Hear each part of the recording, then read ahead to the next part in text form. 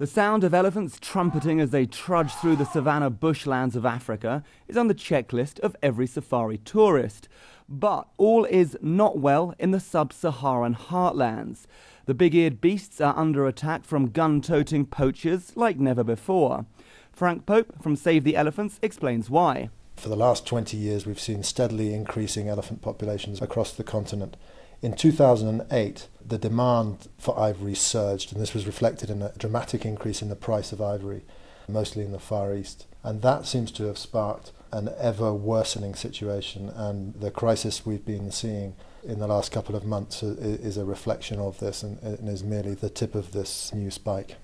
Last year, Kenya alone lost 360 elephants, one of the worst years on record and a sharp increase from 2011.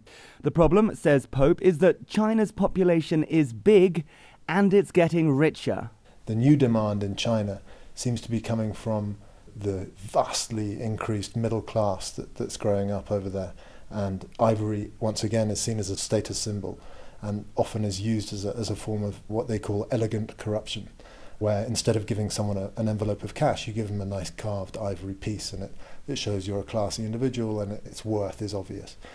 Now, this demand now means that people in Africa know that they can sell the ivory and that they're a ready market for anybody on the ground. So these poachers on the ground are often local guys who see no other way of making the living, and the money they can get from a pair of tusks is huge. You know, they can make 20 years' salary on one pair of tusks. The illegal global wildlife trade nets as much as $10 billion each year and compares in scale to narcotics and human trafficking. While losing more animals than ever before, conservationists are turning to technology in their battle against the poachers.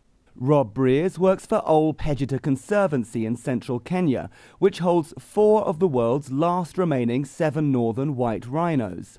He wants to raise $70,000 to launch a drone aircraft in March, an unmanned aerial vehicle that scans the skies without a pilot. Think about the practical realities. You've got an area that's 6 times the size of Manhattan, and you've only got 160 rangers to patrol it. And this is wilderness. We're not talking good roads here. You know, even if you know that something's going on, trying to get the rangers to that location quickly is very, very difficult. What a drone can give you is a fantastic eye in the sky. Our aerial ranger drone, it looks down. Its cameras during the daytime can cover about 10,000 acres on a single mission. And at night time, we have thermal imaging cameras, so we can continue to operate at night as well. So what this drone will allow us to do is track and monitor any wildlife and any issues that are happening, and also redirect our rangers to places that might have vulnerabilities. Although they are better known for targeting terrorists in Tora Bora than for saving rhinos, conservationists have used drones before.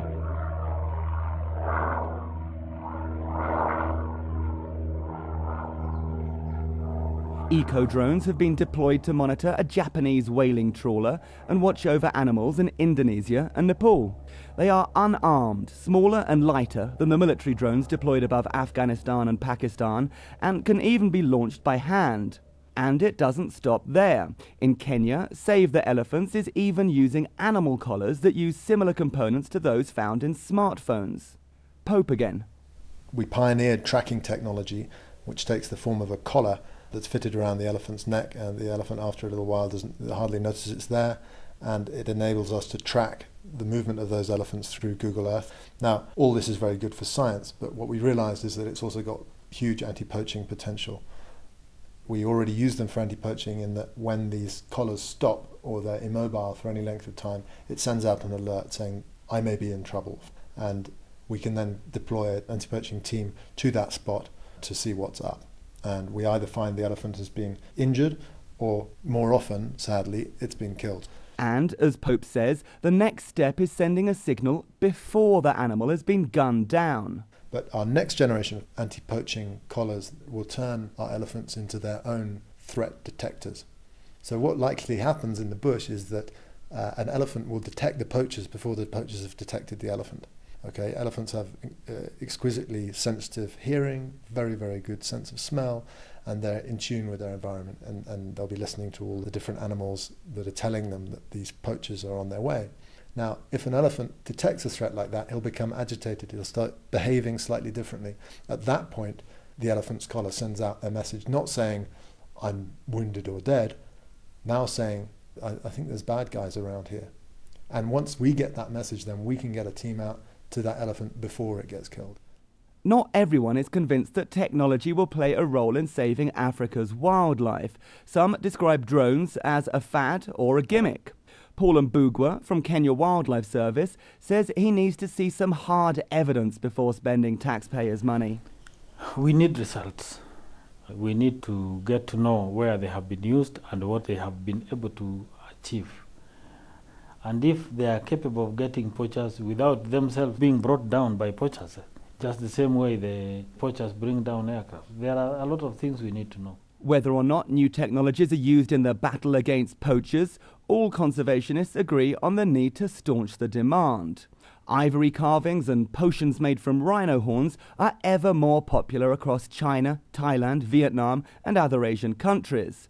So, for Crawford Allan from the World Wildlife Fund, it's all about changing attitudes in the Far East. But we need to make them understand that they're being fooled, they're being conned, they're being ripped off by basically snake oil salesmen, selling them fake cures, and these guys are getting very, very rich very, very quickly at the expense sometimes of people who are very vulnerable and sick, who can't afford to be spending all their money on these fakes.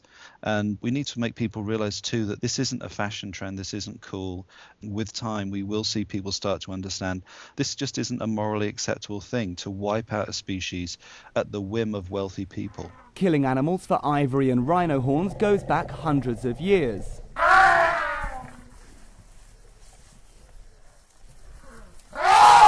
Deploying cutting-edge technologies could be the answer to stopping this trade once and for all. For Monocle, in Nairobi, I'm James Reinl.